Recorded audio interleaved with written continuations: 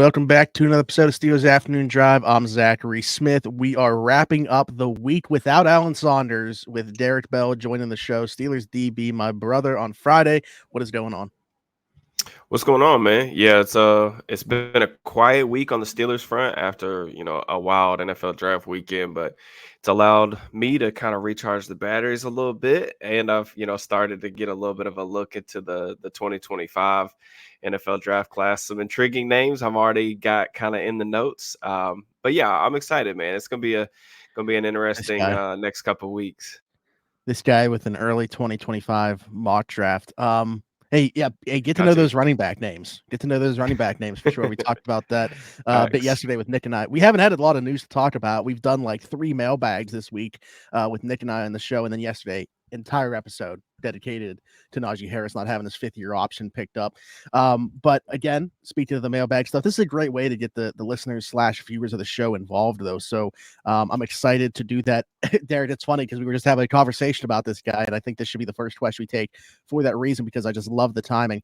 Thoughts on Pat Freiermuth having a big year, getting him re-signed compared to the rest of the free agents next year?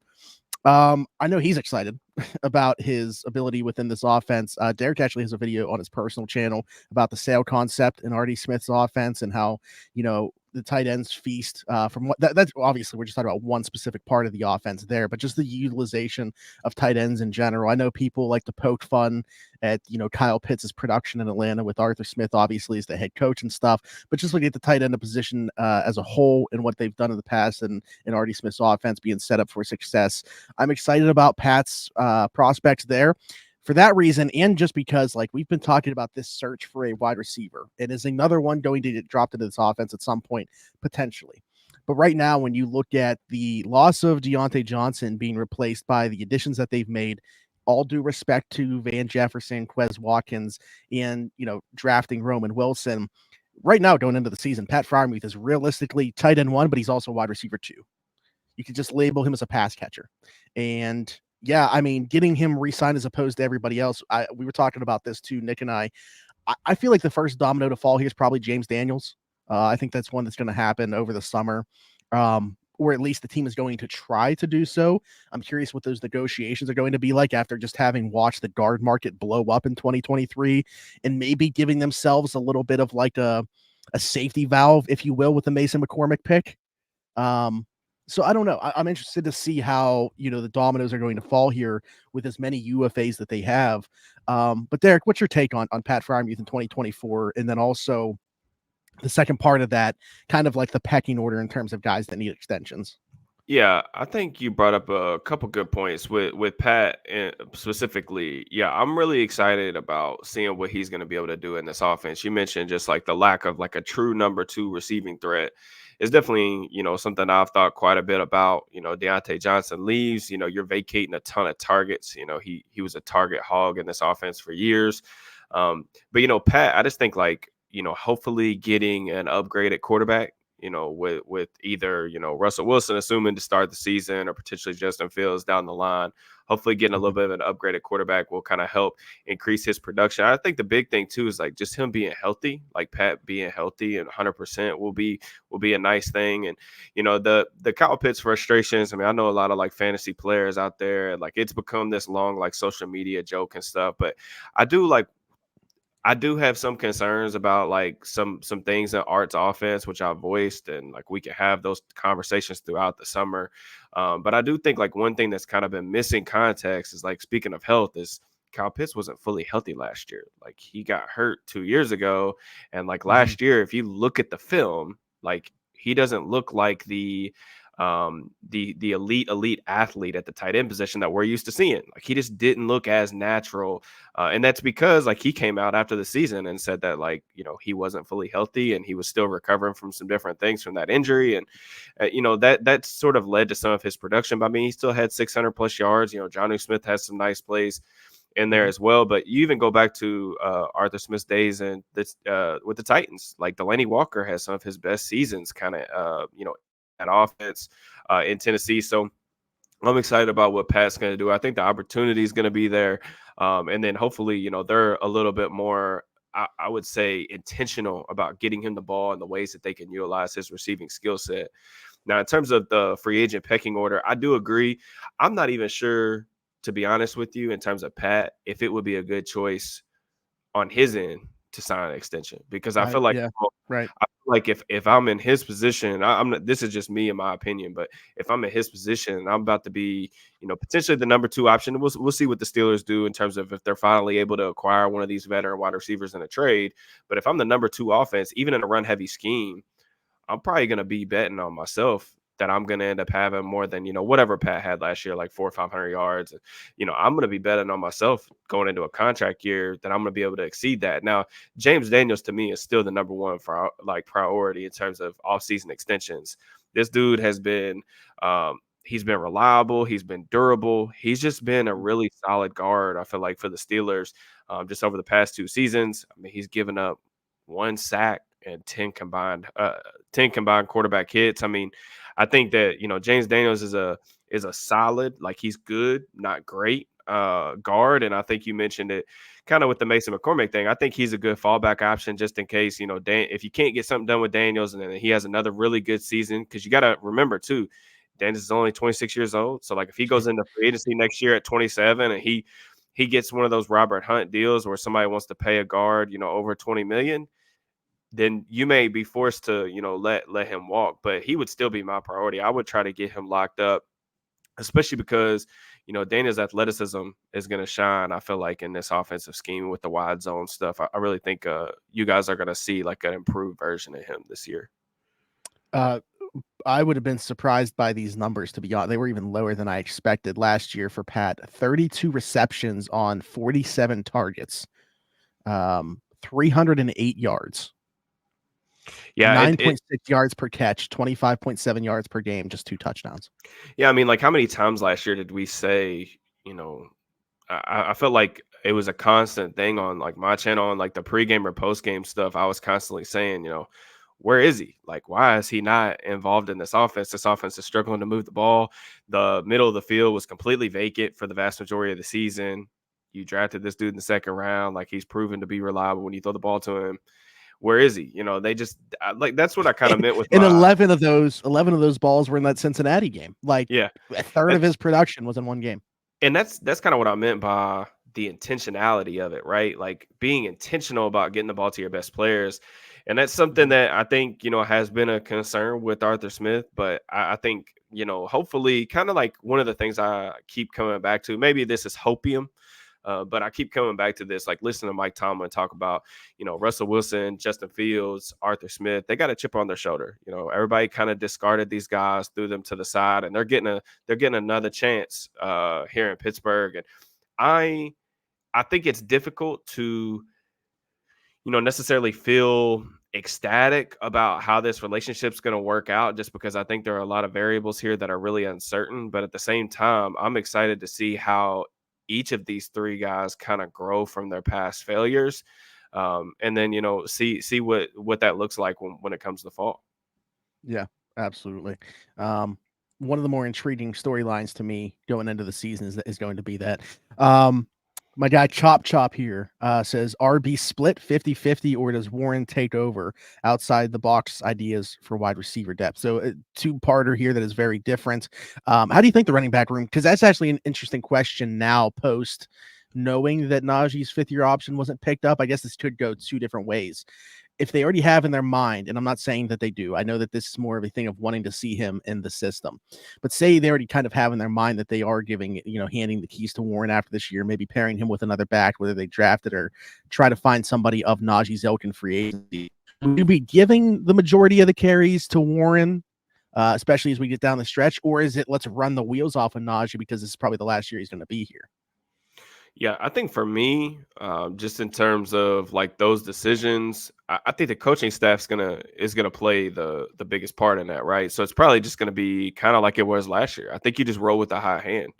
I think we're gonna see relatively quickly which of the backs is a better fit for the offense. Again, this is one of the things I've talked about, like, is how Arthur Smith's gonna change his ways. Are we going to see all mid-zone, wide-zone stuff? Are we going to incorporate some gap stuff, some pullers to really utilize the offensive lineman that they drafted?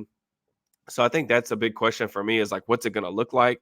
And then, but even Warren and Harris, like they haven't had a ton of like wide zone carries. So like, what are they going to look like in the system? It could Mhm. come out to where one of them's like drastically better than the others. And I think that decision to me is pretty easy. I just think you play the best guy, you play whichever guy has it rolling, and that could change week by week too. Like that's part of the good things about having like a running back by committee approach. You can ride the high hand. You got two different skill sets, two different body types and things like that. So I just think it's one of those situations where you ride the high hand, and there doesn't need to be like much of a discussion of like, okay, we're gonna lean more into this guy because he may be around. Because I mean, Warren's a restricted free agent. He could Yeah. absolutely be here. I mean, at the bare minimum, I think he gets like a right of first refusal offer next offseason. But those decisions for me are more so just based on like week by week who's playing better and who's a better fit for the offense. Yeah, I would agree. And that's an interesting stuff. Like the last 24 hours, I've spent a lot of time thinking about this because a lot of the conversation with Nick and I yesterday was talking about which running back is going to be a better fit for the offense. But then I'm sitting there going, like, to be honest with you, we should be having a conversation about Arthur Smith's offense fitting these guys, like fitting the personnel, because it's such a different offense. Like that's kind of, I know that you've had these conversations. We've had these conversations about why we question the fit, but like he's going to have to come in here and change a lot of things about his offense to fit this personnel that I don't think people really think about. Just because when you think about Arthur Smith's offense, you think about the ability to run the football, and when you think about the Pittsburgh Steelers, you think about the ability to run the football. But they've been done in two very different ways in the past. How do you kind of marry the two together? So it's going to be interesting to watch how that plays out. Obviously, what about the right wide receiver depth there? I mean, how do you outside the box ways they asked to add to the wide receiver depth? I will say, like, the addition of Zay Jones to the free agent market, does that pique your interest at all? If he could get back to the level that he was production-wise in 2022. I know the efficiency necessarily hasn't been there. I would really question the fit if it were still the quarterback room of last year. But, with the quarterback room being upgraded to this point, another guy that could play on the outside, I was thinking that it was going to be DJ Chark. Maybe it's Zay Jones that they look at. Yeah, Zay Jones is an interesting option. You mentioned kind of the production of 2022. He ended up finishing the Yeah. season 980 yards, 6 touchdowns.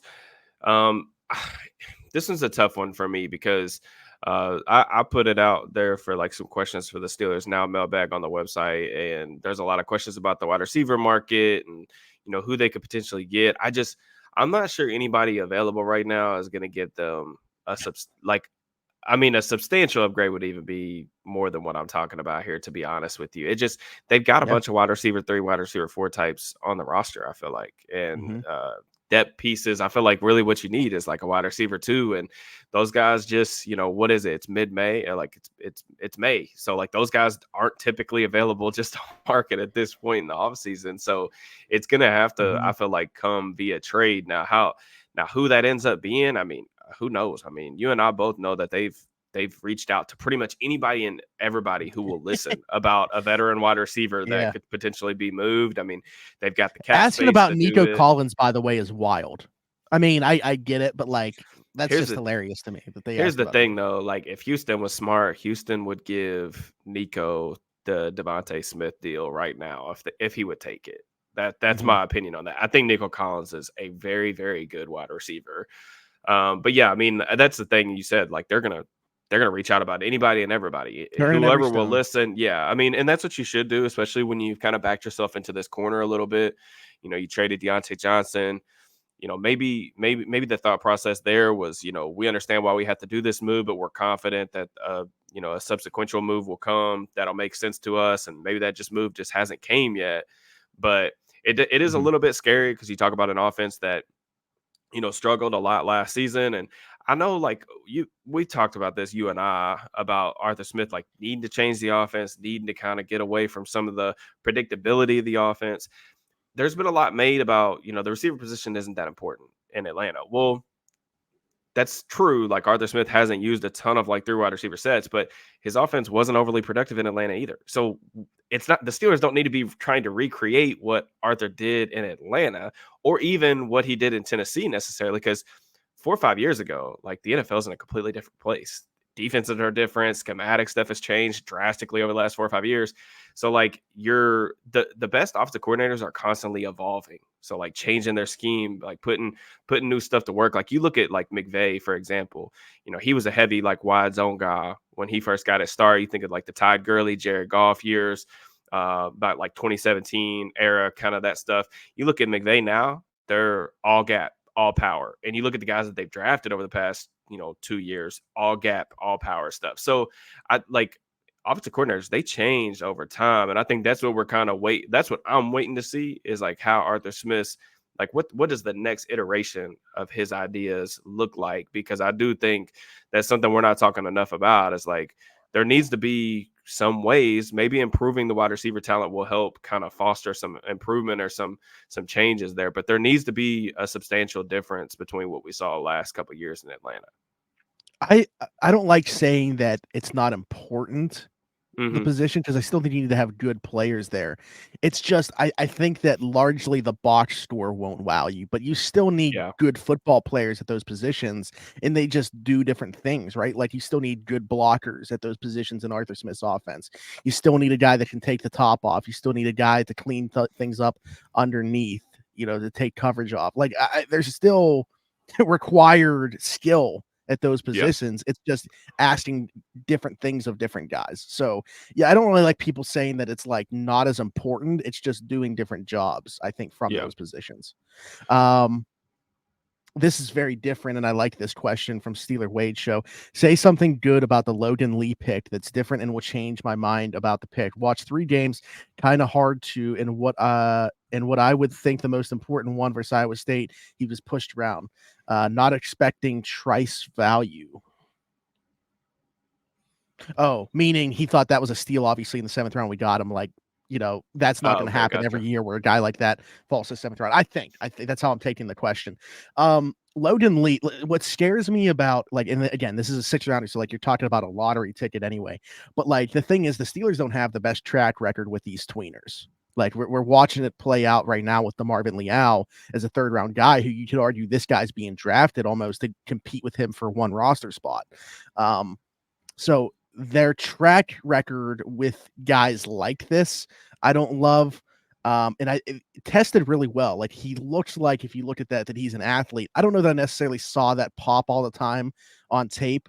Was 4th in the Big Ten in pressures and somewhere within the top 10 as well in stops. So, I don't know that I can say that the production as a whole wasn't necessarily there either. But yeah, I mean, certainly with the way that the board was looking there, I thought they would go in a different direction. I didn't love the pick by any means. Steeler Wade said he watched 3 games. I've only watched 2 of the guys, so I'm obviously not the greatest guy to ask this question. But I guess I'm kind of with you in that I don't have very high expectations for him. Not that I typically would for most 6th round picks anyway. And I think like best shot for him is he ends up being somewhat part of the rotation. But I think there's a very good chance that he doesn't even make this roster, to be quite honest with you. Yeah, I think that this is one of those things where, him and Leal are probably competing for one roster spot. I'm a firm believer in, can these tweener types, can they work? Absolutely, they can work.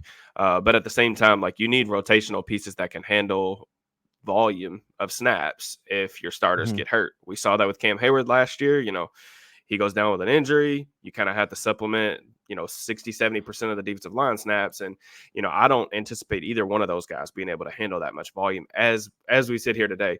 You mentioned the testing stuff. I don't think he plays to the level of test, like just play speed, athleticism. I don't think he looks like that type of guy on film. My pretty much consensus was, though, that those 2 6th-round picks that the Steelers have were pretty much worthless because I watched 150 guys ish, at least 2 games. I had like 120 grades last year or this past cycle. Saw bits and pieces of a lot of other players. This just was not a deep draft. I think like a lot of the evaluators that are a lot better at this than I am kind of agreed with this was not a very deep class. I just didn't expect anything with these 6th-round picks. If Lee makes the roster, it's a dub in my opinion. I don't think.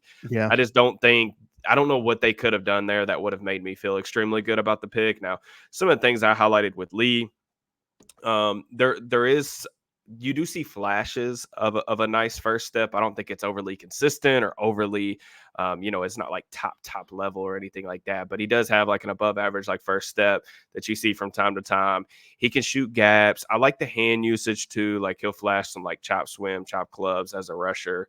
And like even though he does lack length, like he will do a good job in terms of like trying to gain extension, lock out guys, and try to play the run. The question there is like, is he gonna have the mass in his lower body to hold up against double teams? Like that's really Yeah. gonna be like what it is. I mean, when you're that size and you lack length, are you going to be able to hold up against doubles? Because that's the thing too, the way the NFL has changed, even these like 3-tech guys and guys that are, undersized and stuff, with kind of the return of some of this gap scheme stuff and, duo and stuff like that, like you're seeing teams start to target some of these smaller defensive linemen, and you can't hide them as much as you could maybe a couple of years ago. So I think Lee's probably like a developmental pick. He could maybe potentially crack a rotation. Do I see this guy as like somebody that has the tools to be like a starter? No, I don't. Like, whereas Trice last year, I guess that's what Steeler Wade was mentioning. Trice was the guy that I think has the necessary tools to potentially be a top 3 cornerback on a team. It's really just about, is he ever going to be able to kind of get over this unfortunate injury bug that's kind of clouded his future? So, but it's hard for me to get really too down on the pick just because my expectations were on the floor. So that's just kind of how I viewed it going into the draft. Yeah. I mean, I agree in terms of the totality of the class.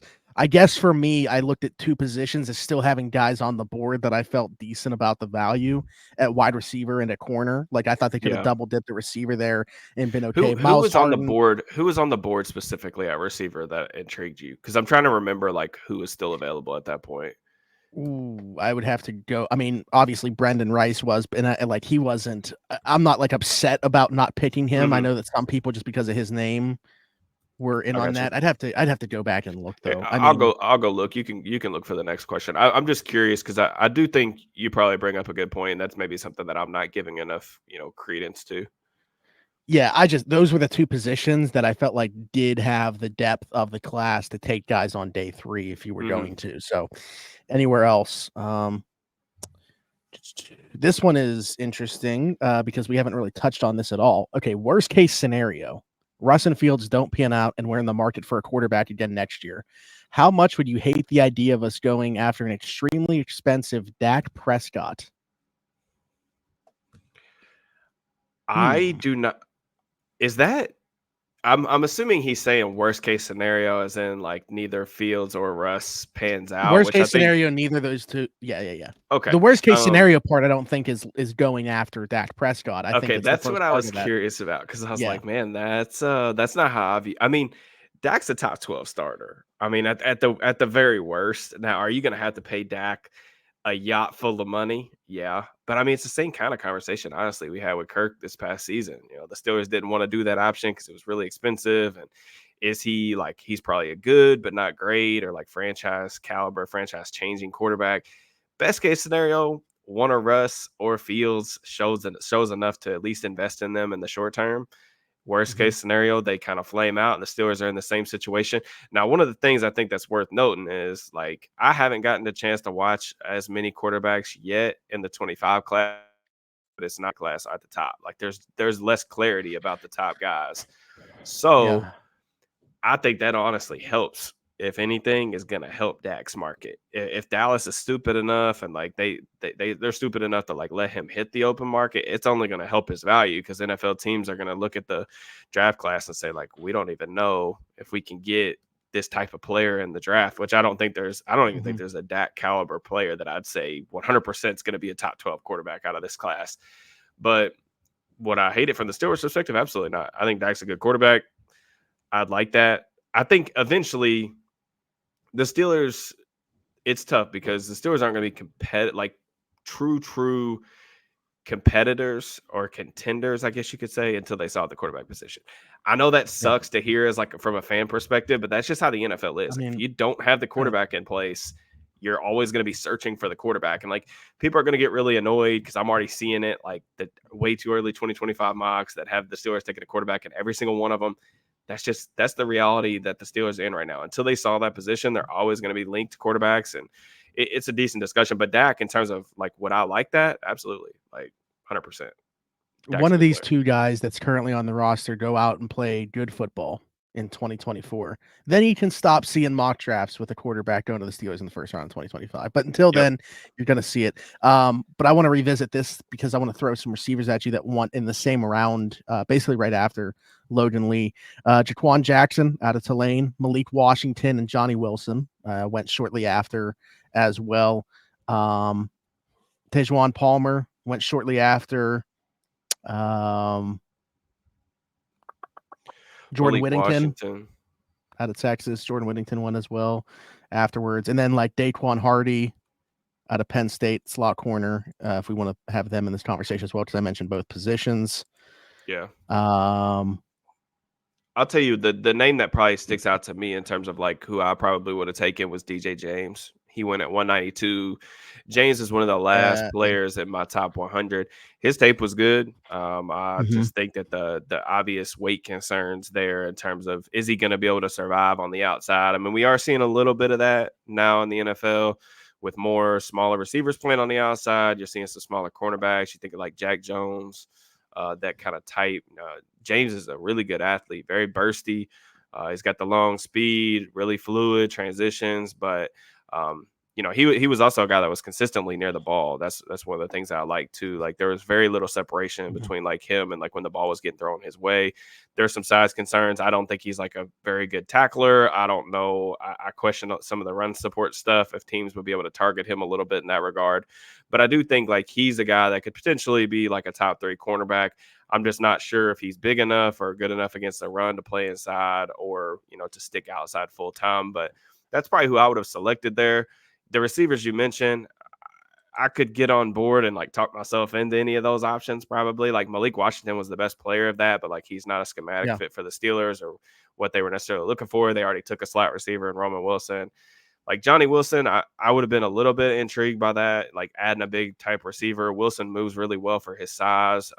He actually like separates, I think, a little bit better than his teammate Keon Coleman, honestly. But the hands were atrocious. I think Steelers fans would have probably been really happy with that until they got to camp and everybody's doing the reports. And it's like, oh, Johnny Wilson dropped 3 balls today. And then everybody. It would have been like Hakeem Butler last year at camp. Yeah. So, I mean, it's just one of those things, man, where it's just really tough. I think even in most years, 6th and 7th round picks, like I'm just kind of like, okay, as long as they draft someone that I can see making the roster.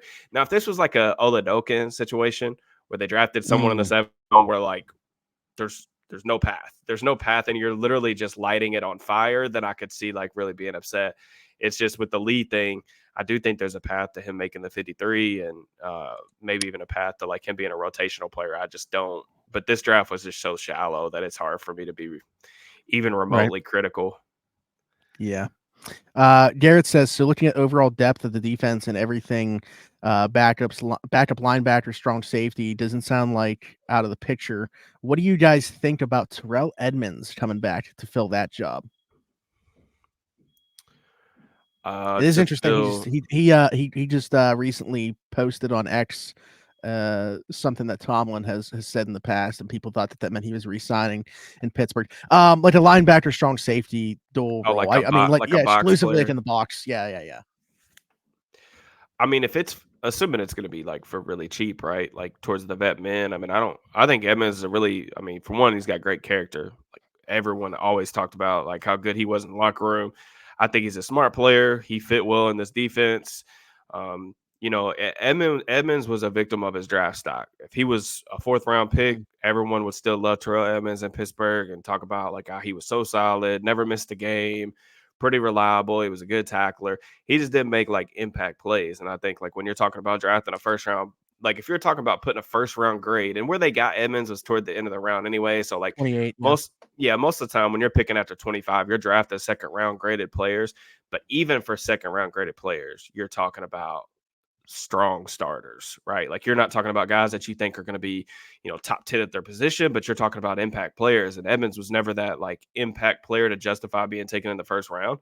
But I mean, he was always a solid contributor. So like if he's added, in terms of depth, Absolutely. I'd be cool with that. Um, I'm sure there's always going to be a place for that type of player. You know, he's physical. Like I said, he'll run. He's got the body type, I think, to hold up and like maybe that dime backer role that he's maybe the question is referring to. So I would be Mhm. a fan of that. I just don't know.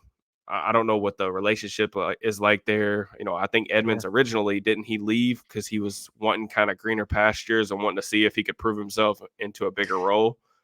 Right, and it's not like he went to Philly, for a bag or anything like that. Like it wasn't Yeah. financial reasons that he left here. So I don't know. Yeah, if it's something they can make work, I certainly would welcome a reunion. I just think, again, I know that they added Deshaun Elliott. I know DeMonte Casey's still on the roster, but you look at the best versions that we've had of Minka Fitzpatrick, who was his running mate, Yeah. Terrell Edmunds. So Yeah. I think they could do a lot of different three safety things if Terrell Edmunds was on the roster that they maybe can right now. I'm curious to see how the formation of Minkah Fitzpatrick, Deshaun Elliott, and DeMonte Casey looks like in three safety sets. Yeah. But I just know if we had a player like Terrell Edmunds to play in the box, play around the line of scrimmage, and do a lot of different things, I'd feel a lot more comfortable about what they could do on the back end.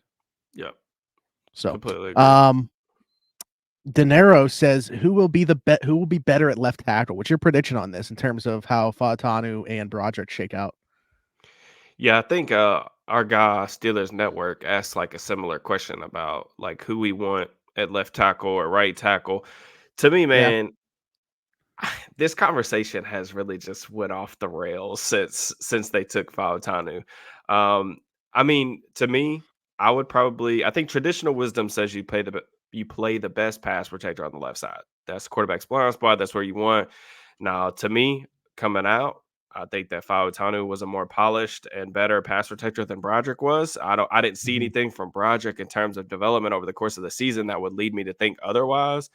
Now, I Mhm. acknowledge that Broderick has came out and said that like left tackle is his natural position. So that's something that only the guys in the coaching staff or the rooms, the meetings that have seen them both play on both sides. I assume that when Fautanu came in for his visit, I'm sure that they worked him out and like had him do some stuff on the right side. So I can't really speak to how comfortable Fautanu would be. Now, Fautanu hasn't played the right side of the offensive line since high school. So it's been a long time. The footwork is completely different. I have no idea why we're talking about the blind side stuff. Like some people, the amount of people that have tweeted me saying stuff about like he worked on the left side, but Penix is left-handed, so it'll be a Right. natural move to. I have no idea where that's coming from, but it makes no sense Yeah, to that me. just means, if you're on the blind side or the weak, like that just means the footwork is the same as well on those sides. It Yeah, just switches for the right-handed and left-handed quarterbacks. yeah, I have no clue like where that's coming from. I even reached out to like multiple people that are a lot smarter about offensive line stuff and that have taught me all Yeah. types of stuff in the past. And I'm like, am I missing something here? Because I this does not make any sense. And everybody was like, yeah, that doesn't make any sense at all. The only That's thing with the footwork. blindside stuff is, whoever plays left tackle, like quick losses at left tackle are more detrimental to the quarterback than quick losses at right tackle. And that's for obvious reasons, right? Because when the quarterback drops back, assuming you don't have like that Bryce Young or like old school Dan Marino type drop back where you drop back like basically with your shoulders like parallel. Most right-handed quarterbacks, they drop back like this. So the vision is on the right side of the field. Sometimes too, like the progressions will be tethered to that side of the field because it's like especially the quick game stuff. But Mhm. I don't really care like either way on who plays where. I don't think it's I don't think it's crazy to say that like Fautanu should play left if he's the better pass protector. And And Broderick's, strength he is run blocking. Not to say he's head and shoulders above Fautanu in that regard, but like you have a better pass blocker, you think, in Fautanu and a better run blocker in Broderick. yeah, Unlike the conversation about, blind sides and people not understand what they're talking about and the footwork being different, like that traditionally is the case where you're talking about a better pass blocker being on the left yeah. side. And that's the thing too is either way, the way I look at it, somebody's learning a new position. So like everybody's saying, like, oh, like you Yeah. drafted Broderick to be the left tackle. That's true. They also drafted another left tackle a couple days ago. I mean, one of those guys, that's kind of like why I tweeted it out. I was just seeing all these different people arguing about like just nonsensical stuff about both the tackles. One of them is going to have to learn a new position. Like one of them is going to have to learn the inverse, learn to play left handed, so to speak, it doesn't, like, regardless of who it is, that's going to be a hurdle. Now, what I was saying earlier is like, I can't speak to how comfortable either one of those guys are on the right side. The coaching staff will be able to figure that out. Hopefully the players are receptive and working towards that to make that a reality and to improve and stuff like that over the offseason. But I mean, one of those guys is going to be playing quote unquote out of position. That's just the reality of drafting 2 college left tackles. Now, does it happen? My biggest thing is wherever these guys start out at, like, just keep them there. Like, that's one thing that Yeah, I that's just that's really fair. Yeah. dislike is, like, I dislike young players coming into the league and getting moved all around the formation, and we're gonna move you left, we're gonna move you right. Now, can some players do it? Absolutely. If Fautanu is such a fantastic athlete that he may be so athletic that it just doesn't matter. Like, he's just natural at it both Mhm. ways. But I just think in general, like, moving young players around multiple times during their rookie contract, in my experience, has not been a good thing.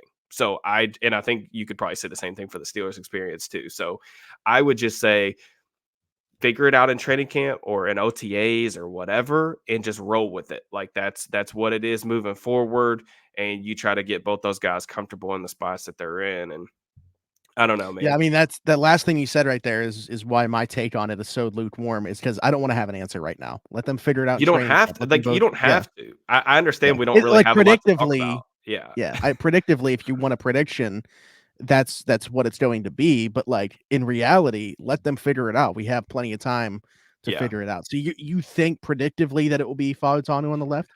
To be completely honest with you, I don't know. I went back and Okay. Well, forth. predictively, I mean, I'll put this out there. It's May 3rd, 2024. So, and I want them to play this out. I'm gonna say it's Broderick on the left and Fautanu on the Yeah, right. I would probably lean that way too, just because of some of the stuff they said about wanting to get Broderick over to the left side, with Broderick Mhm. saying that's his natural position. But like, I really don't know, and I don't know that I feel strongly about it. Like, either way, like, it's not one of those things that Oh, even though I've said traditionally your better pass protector goes on the left side, that's kind of changed a little bit in terms of importance wise over the past couple of years, because you're seeing more of the best edge rushers rush on the left side of the formation. So you think like TJ Watt, he lines up with the right tackle. And even now, the really creative defensive coordinators are moving their guys around. So they're lining them up in the A gap. They switch them sides like Bosa. Bosa plays both sides. And like, mhm. that's good for defensive coordinators because they can target whichever tackle they think they have the advantage of. It's like trying to find mismatches in basketball. You know what I'm saying? So it's not as archaic as it used to be. I feel like 20 years ago, like 10, 15 years ago, where guys just played on one side and that's where you stayed. Like, it's Yeah. different now. So I think there is like value still in having a really good pass protector on the right side if that's the direction that they go with. Sure, absolutely. And I don't want to leave anybody out here. So we got 2 more questions. We'll try to make them like quick hitters here because we already are running over, as is the case typically when it is Smitty and Derrick on the Steelers Yeah. afternoon drive. Keyshawn said, "Do you think the Steelers get an extension done with Najee? If so, what do you think that looks like in terms of years and money?" Matt asks, "How or should we forget about a fullback pickup at this point?" I actually want to start with that one because I was just like fully anticipated because of it being Arthur Smith, like going back and looking at upcoming free agents from last year's Atlanta roster. We brought in Cordell Patterson, and I was like, all right, when are we getting Keith Smith? Like, it's going to happen. When are we getting it? But they still haven't added a fullback. Maybe that's on the roster right now. Maybe that's how they'll utilize Connor Hayward, and that's why another tight end and Michael Pruitt was added to the roster. I don't know. At this point, I'm kind of expecting that they're not going to add one, and that's what we're going to see is like Connor Hayward do what they would do with a fullback. Although, again, kind of curious to see how that glove fits. And then with the other one, I'm going to say no. I don't think that they do get an extension done with Najee Harris. Yeah, I mean, Keith Smith, like you mentioned, like, there's not a ton of fullbacks available on the market. There's not really like very Yeah. many fullbacks in the league right now that are true fullbacks. I mean, like, another guy that I think is on the market is Jacob Johnson from the Raiders, but he's Mm. played in, I think, mostly like gap schemes, stuff like that. But I could definitely see it being an option. I could also see them trying Pruitt out there. He has the trust of Smith in terms of like being a blocker. Like, Smith trusts him a lot. Okay, so you think it would be Pruitt as opposed to Hayward if they were using somebody in that role? I think it could be both, to be honest with you. I Okay. mean, here's the deal. Like, I could see them keeping 4 tight ends like this year, and like one of those guys being like a hybrid, and like Smith's maybe done it even in the past. Yeah. I think there was a time last year. I think I looked it up. I'll have to go find the tweet because I definitely looked it up because someone asked me on Twitter. But I think there was a time last year where I think Atlanta had 5 tight ends on the roster. So like, it could be one of those situations where it's just like mix and match. But in terms of Najee, I don't see. I know a lot of people have said like, "Oh, I think they'll get an extension done." I just don't see it. I would be.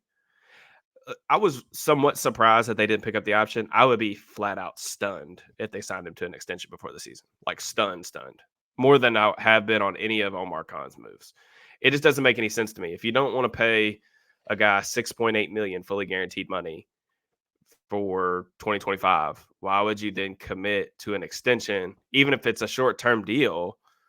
Why would you commit to an extension beyond that, like 2025, 2026, for example? And then, like, I know some people said, like, oh, well, like he could take less money than like 6.79 million. Maybe he takes like a 2-year deal and it's like 13 million. But why would Najee do that? Like, that doesn't make any sense for the player. If Right. Najee's about to go into a run heavy offense, I'm sure that he feels, I'm sure he doesn't. He's not a guy that seems like he would need external motivation, but I'm sure he's in a contract year now. He's going to try to ball out like he can. And if he goes into free agency next year with 4 straight 1,000-yard seasons and he feels like, he can go be a lead back somewhere, he's going to get more than like two years, 10 million, or 2 years, 12 million, or whatever Sure. people are potentially suggesting. So I don't see an extension. I think that 2024 will be Najee's last year in Pittsburgh, and that'll just be an unfortunate kind of ending to, I feel like, a situation that we all kind of knew was going to end like this, Yeah, unfortunately. So no fault to the player of his own. Granted, like, don't get me wrong. There were, like, from an efficiency standpoint, you can go and look. There were things that were within sure, his control that he wasn't doing well for the first, year and a half of his Steelers tenure. But he was dropped into a really bad situation here, handed the keys, and basically said, "Fix the run game on your own." yeah, Like, I mean, just an awful situation for a running back to be thrown into. For them to spend a first round pick on a running back with the state of the rest of their the roster roster, yeah, atrocious. I mean, so many things wrong with that decision making process. Najee's a good, not great player. But for him, to be honest, I think this is for the best as a running I back do to hit too. the I open said that market a year yesterday. early. I mean, like, that is huge for a running back to hit the market a year earlier. So Yep, I, for I sure. he's probably, I don't know how he's looking at it, but I think it's a blessing in disguise that they Yep. aren't picking up this option. Especially because, like I said, like going into a contract, he's going to have the opportunity to have a big season. If it's there for him, and we'll see how it all plays out, man. But like I do agree, like hitting the market a year earlier, that's 1 year less of wear and tear. He's already a guy that's accumulated a ton of Mhm. carries in his professional career, but also in college. And then you just look at it too, like you said, he's a good, like, solid but not great back. And like, if you're going to take a back in the first round, they pretty much have to be like that superstar type of running back. And Najee wasn't that type of player. And also, like, we can also acknowledge that he was inserted into a really unfortunate situation with an awful offensive line without any direction from the organization, to be honest with you. And, Mhm. an offensive coordinator that really had no business at the professional level. So that's my really blunt thoughts on how that process was handled. And I think I think the most frustrating part about it to me, and like you and I both, like, I think being right. There's definitely times where we're wrong, but like this was one of the Eh, most predictable. This is one of the most predictable outcomes of all time, and it's just really frustrating that a franchise like this, that's had so much success over the last 50 years or whatever, um, put themselves in this kind of situation, because it was so easy to see even from the outside looking in. But such sure. is life. You live and you learn. And I'm excited about like having a new kind of vision, a new voice in the room with Khan and Andy Weidel and those guys. It feels like there's going to be more of a purposeful approach to roster building now. And I definitely appreciate I appreciate that aspect of it. So Yeah, I'm excited. But okay, really good stuff. We appreciate all the questions from X to contribute to today's show. Keep those coming in the comments, of course, for next week when we got Alan Saunders back on the podcast after a week away. But there, tell the people where they can find you. yep. At Steelers_DB on X and YouTube.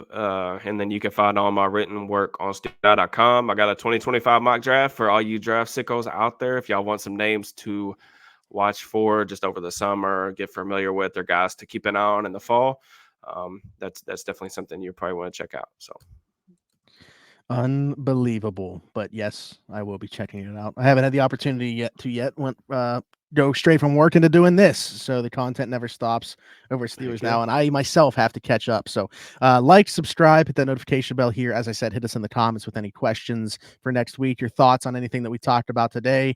Please tell us that we are correct in most things that we say in the comments as well. We would appreciate that. Leave us a 5-star review and subscribe somewhere else. If you are not watching on YouTube, Apple, Spotify, wherever you get your podcast from, we can be found there. For myself, for Derrick Bell, thanks for jumping in. Take another ride on the Steelers Afternoon Drive.